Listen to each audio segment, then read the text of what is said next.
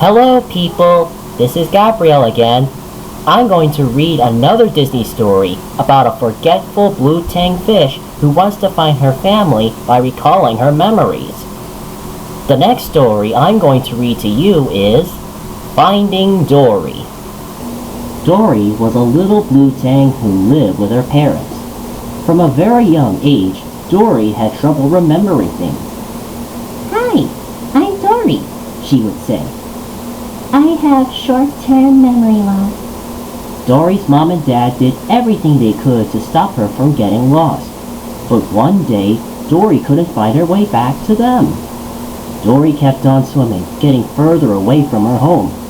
She asked every fish she met if they had seen her parents. None of them had. Hi, I've lost my family, Dory would say. Can you help me? Where did you see them last? The fish would ask. Funny story, but I forgot. Dory couldn't remember where she came from. On her journey, Dory met a clownfish called Marlin. Kind-hearted Dory helped Marlin find his missing son, Nemo. A year later, long after Nemo was found, the three friends lived together on the coral reef. Their underwater home was full of color and they had lots of fun together. Then, suddenly, everything changed. Dory was swept away in a strong current caused by a group of migrating stingrays. Her world spun around her and then faded to black. While she was knocked out, Dory muttered, The Jewel of Morro Bay, California. She woke up to a flood of memories. Now, she remembered her parents and her home. She was from California. Dory asked Marlin and Nemo to travel across the ocean with her to find her parents. They hitched a ride to California with their old friend, Crush the Turtle, and soon arrived in Morro Bay, ready to start their search. But before they could begin, Dory was scooped up by a human and carried away in a boat. A voice came over a loudspeaker. Welcome to the Marine Life Institute. We believe in rescue, rehabilitation, and release. At the Institute, Dory had a tag clipped to her fin and was dropped into a water tank. An octopus reached out a tentacle. Name's Hank, he said. Hank explained that Dory was in quarantine, and the transport tag on her fin meant that she was going to be taken to an aquarium in Cleveland. Cleveland? Gasped Dory. No, I can't go to the Cleveland. I have to get to the Jewel of Morro Bay, California. Hank said he would help Dory search for her parents if she gave him her transport tag. He liked the idea of living in a nice, safe tank in Cleveland. He didn't want to be sent back to the ocean. Dory agreed to the deal, so Hank scooped her into a coffee pot filled with water, and the two of them set off together to find Dory's parents. As they were deciding where to look, a member of staff appeared. Hank hid, but Dory read the word on the staff member's bucket. It said, Destiny. Suddenly, Dory felt she needed to get into that bucket, so she did. Hank followed as fast as he could as Dory was carried away. Dory was tipped into a pool with a whale shark called Destiny. Just then, Dory remembered that she had lived in the open ocean exhibit next door. She used to talk to Destiny through the pipes when they were young. The only way to get to the open ocean exhibit was by swimming through the pipes, but Dory was afraid she would get lost. Then Dory remembered her dad used to say there was always another way. Just then, Dory spotted some pushchairs on the side of Destiny's pool.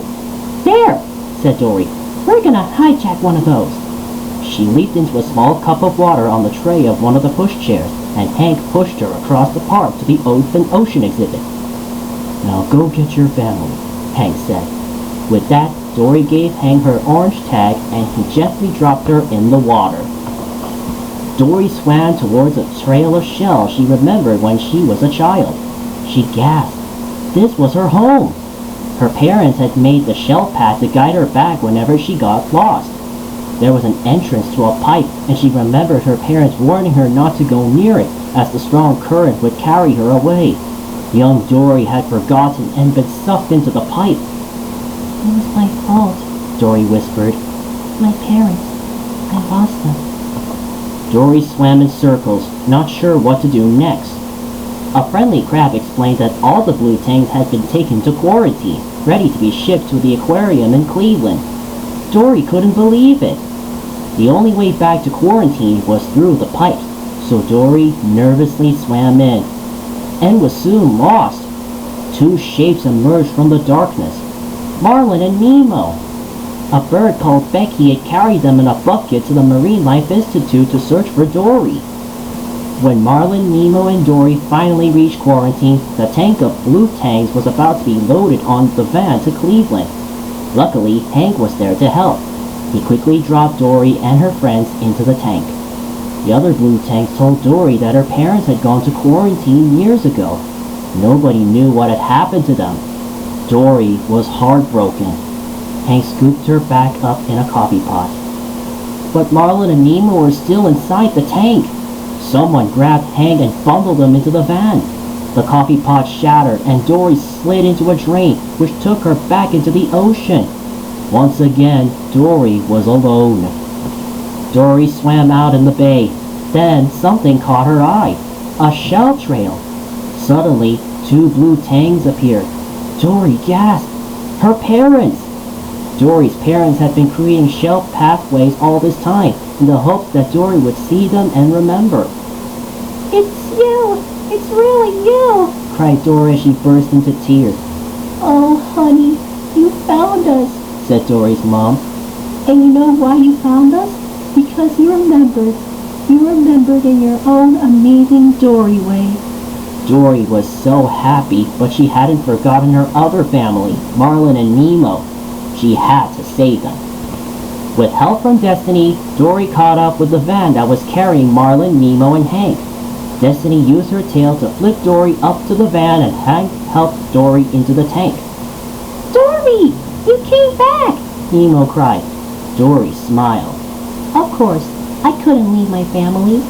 Marlin called for Becky the bird. She scooped up Marlin and Nemo, but left Dory behind. The van sped off with Dory and Hank trapped inside.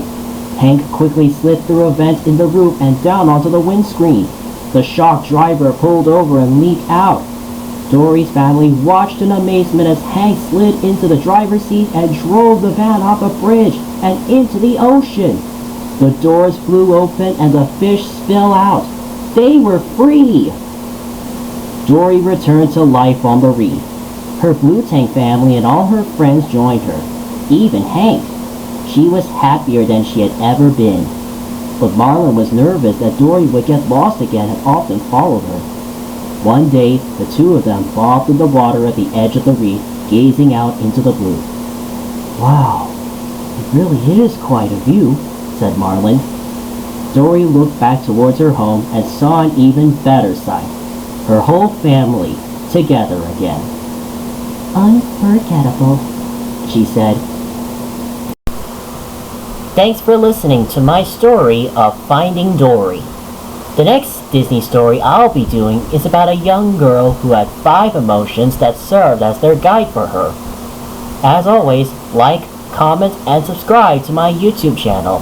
And remember, just keep swimming!